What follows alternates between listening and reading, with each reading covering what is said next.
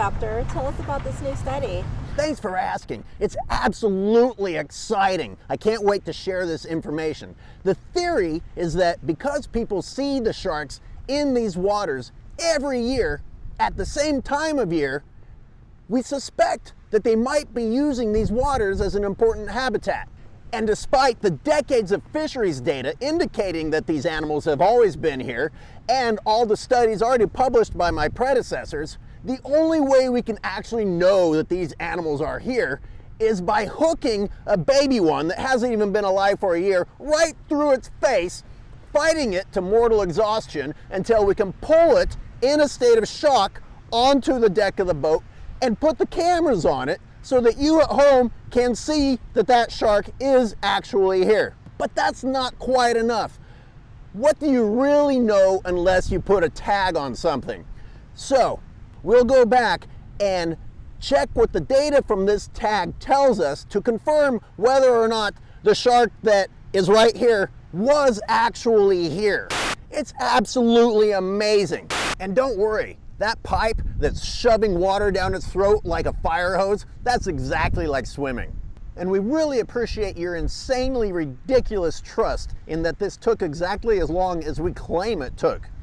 Why do you always say absolutely? Absolutely is a 4-syllable word. It sounds kind of emotional and exciting, but it gives me time to think of the next word because it's 4 syllables, and you don't want to say great every time, so you got to think of something else. So what about all those other papers? Papers aren't really about learning or education. It's all about publish or perish. So every few years you've got to redo what someone else did. I mean, who's going to read a research paper? You got to come on television and pull a shark out of the water for people to learn. So what's next, Doctor?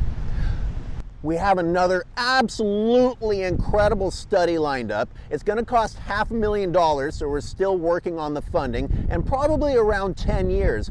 But what we think is happening is that prey, when being hunted by a predator, actually suffers stress from being hunted in that stressful situation. So you mean stress is stressful? We think stress is stressful. But how can you really know anything without a tag? And that's why that study is going to be so expensive. We need to tag every single one of these prey items and every single one of these predator items to see what happens when they interact. And we'll be able to map that on a computer and show you how these animals move as a consequence of them meeting each other in the wild. Sorry, that study's already been done. Who did that? The University of Miami. What was the result of that study? That stress is stressful. Huh. They're clever down there in Miami. Can you pull that shark back out of the water? We didn't have the sponsor logo in the background. Oops, looks like I co-authored this one. Didn't Chris Fisher and OSearch already do this?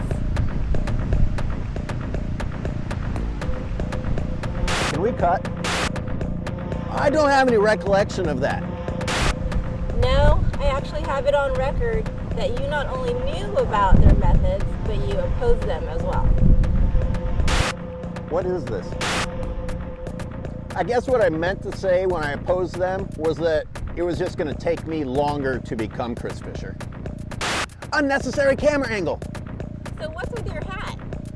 Oh, it's very important for the people at home to know that I have a PhD.